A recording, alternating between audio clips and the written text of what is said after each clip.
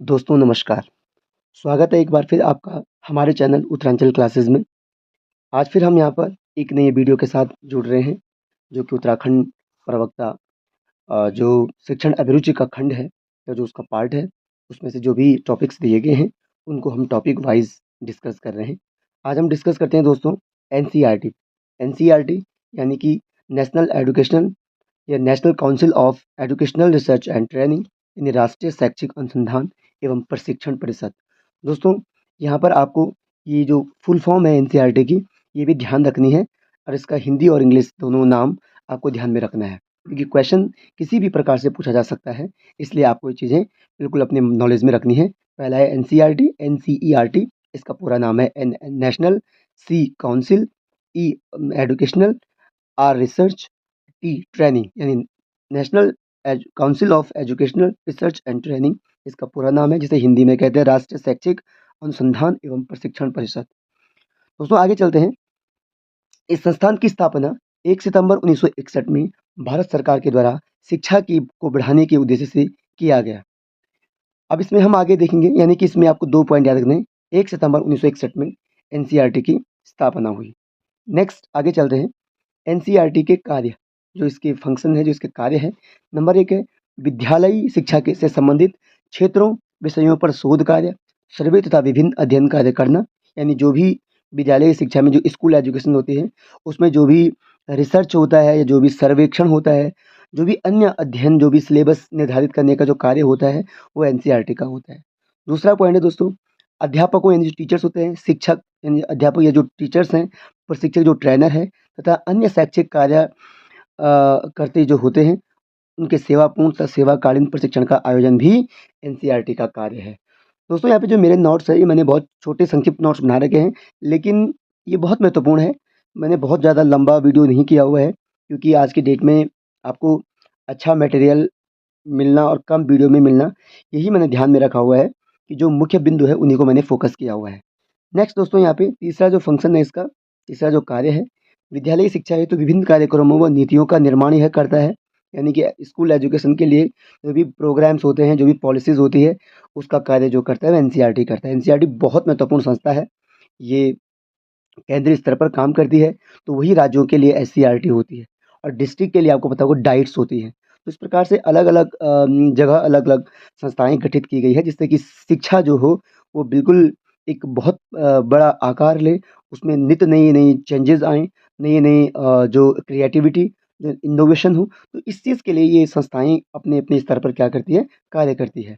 आगे हम देखते हैं दोस्तों, अगला है इसमें विद्यालयी शिक्षा हेतु जो भी प्रोग्राम्स होते हैं, जो भी कार्यक्रम होते हैं, वह एनसीईआरटी देखती है। फिर नेक्स्ट है उद्देश्यों की प्राप्ति के लिए पुस्तकों, पत्र-पत्रिकाओं, सामग्रियों तथा अन्य साहित्य का प्रकाशन का कार्य भी एनसीईआरटी करती है। जो भी बुक्स होती हैं, जो भी मैगज़ीन्स होती है ना? जो अन्य स्टडी मटेरियल्स होता है, जो साहित्य जो नया जोड़ना है, वो अभी एनसीईआरटी का कार्य होता है।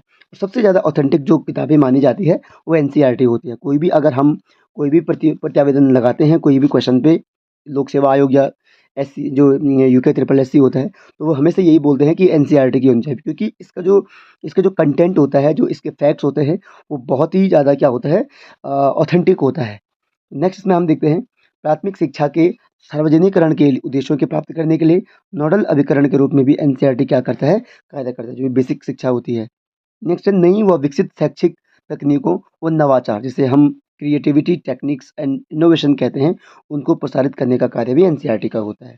नेक्स्ट है पाठ्यक्रम शैक्षिक सामग्री का मूल्यांकन और तकनीक का विकास करना, यानी कि जो भी सिलेबस होता है, उसमें क्या चीज़ें जोड़नी है, क्या चीज़ें हटानी है, नया इवैल्यूएशन जो उसमें होता है, जो नई तकनीकी उसमें जोड़ी जाती है, ये सब एनसीईआरटी अपने स्तर से इसमें क्या करती है, कार्य करती है।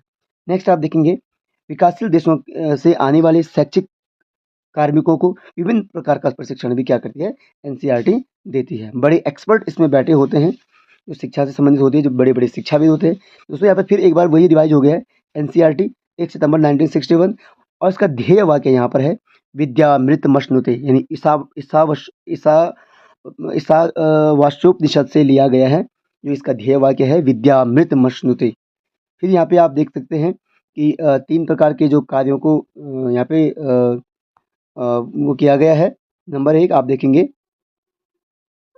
अ, शोध, जो इसके कार्य है शोध, प्रशिक्षण ट्रेनिंग और प्रसार टेलीकम्युनिकेशन, 3 प्रकार के इसके कार्य हैं।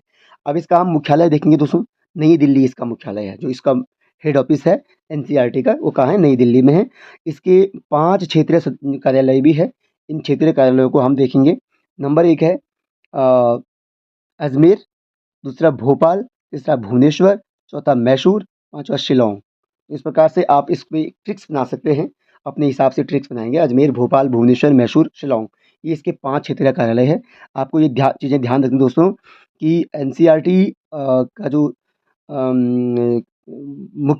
मुख्यालय जो है वो नई दिल्ली है, और इसका जो 5 क्षेत्रीय कार्यालय है, इसमें आपने देखा कि अजमेर, भोपाल, भुवनेश्वर, मैसूर और शिलांग है। आगे हम देखेंगे इसके प्रमुख कार्यों में, जो हमने अभी कुछ ऐसी चीज़ें थे जो हम नई इसमें लेकर आ रहे हैं, नई पीडीएफ में है। शिक्षा से जुड़े अंतर्राष्ट्रीय संगठन यानी यूनिसेफ हो गया, यूनेस्को हो गया, यूएनडीपी, इनके साथ यह क्या करता है, एक मतलब सहयोग के रूप में कार्य करता है, एक को एजेंसी के रूप में कार्य करता है, क्योंकि सबका कार्य शिक्षा को प्रसारित करना है। तो उसमें एनसीईआरटी भी एक मेंबर के रूप में कार्य करती है। दूसरा हम देखेंगे विद्यालयी शिक्षा का पाठ्यक्रम का निर्माण करना। तीसरा विद्यालय शिक्षा के लिए पाठ्य पुस्तकों का निर्माण करना, ये मैं आपको बता चुका हूँ अभी। शिक्षकों के लिए सेवापूर्ण और सेवाकालीन प्रशिक्षण कार्यक्रमों का आयोजित करना। और इसमें लास्ट है विद्यालयों में उन्नत शैक्षिक प्रविधियों एवं व्यवहारों को लागू करना। दोस्तों आप हमने इसमें बहुत सारी चीज़ें देखी, बहुत सारे फैक्ट्स देखे।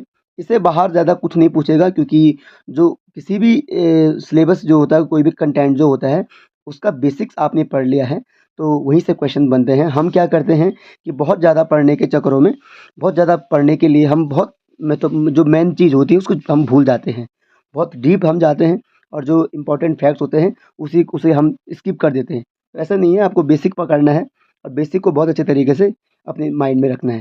तो इसीलिए हमने आज यहाँ पे एनसीईआरटी पढ़ा। आगे के वीडियो में मैं नया एक टॉपिक लेके आऊँगा। आशा है आपको ये वीडियो पसंद आया होगा। चैनल को सब्सक्राइब करें, लाइक करें, शेयर करें। तब तक के लिए धन्यवाद।